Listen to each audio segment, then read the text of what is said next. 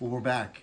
We're going to go over the application cloth, which is, they call them rags, they call them pads, they call them rubbers, they call them tampons. The big key is cheesecloth. It's primarily 100% cotton, but the most important factor is the weave. And when you get cheesecloth from Lubricite 77, they're going to come in a multiple array of weaves because they're cutoffs. So you're going to find some that are a little tighter like this compared to ones that are open like that. They all will work, but the tighter weave is better. And the 21, 24 is the best. So the big key with these is you've got to pull them and stretch them completely open. And what's great is that they tear easily, just like that. So you want to tear it to the right size. Now we're going to make 4 different pads for 4 different projects. We have a dresser that I restored that the top needs to be done, and it's rather large, so I'm going to have the largest pad for that.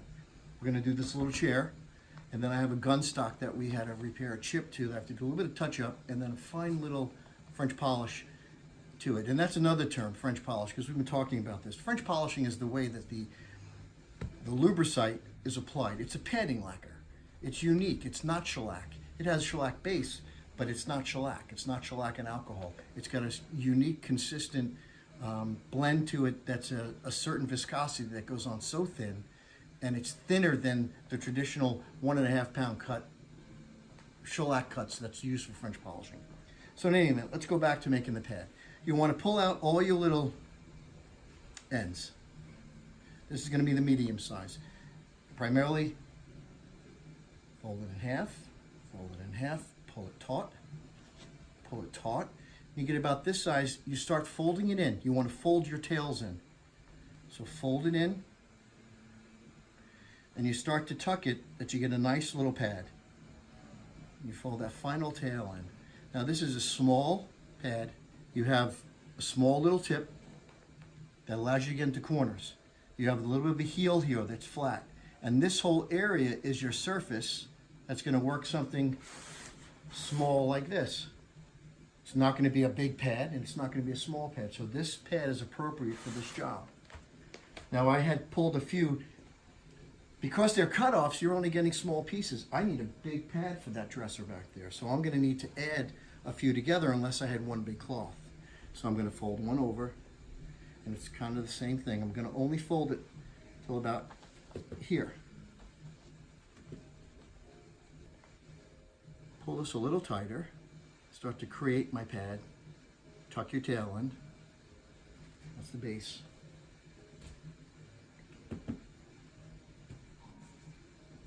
I'm going to add that over. And you're pulling it nice and taut.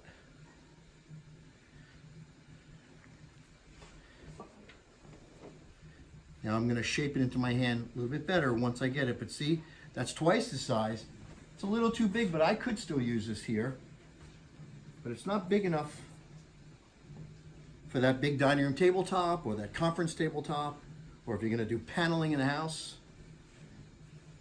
You want the pad to be appropriate to your work surface. This one I didn't make as tight. Pull it in. Kind of join them together. It's better when you have a big cloth that you mold it into your hand.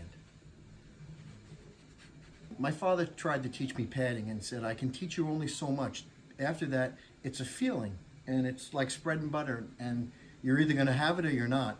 Part of the pad is the same thing. Now, I had taken 3 pieces of cheesecloth to make a large pad, and it got to be too fat of a ball in my hand. It needs to be more oval. So I kind of reshaped it, and as I was shaping it, didn't feel right. That's better, okay? And now what I want to do is put this last layer over it to make it a little fuller. And the reason it's bigger is because not only the surface, but the amount of padding lacquer you want to put onto your cloth when you charge it, that you have enough to go through all the different cycles. This feels better. And it probably will even look better. I don't necessarily need a point, but I've got a nice surface here. It's got plenty of area to be charged. I flatten it out first before I charge it. So that's my surface. So this is my pad for that Beautiful satin wood dresser from the 1920s. Now I have one little pad here. I got to do a gun stock. And I have to do touch-up on it, but I'm going to do the touch-up with a brush. I would probably use this one to do the touch-up here on some of the edges. The weave on this is a little wide. I'd rather have something a little tighter. And what I'm going to do is get a pair of scissors and cut that.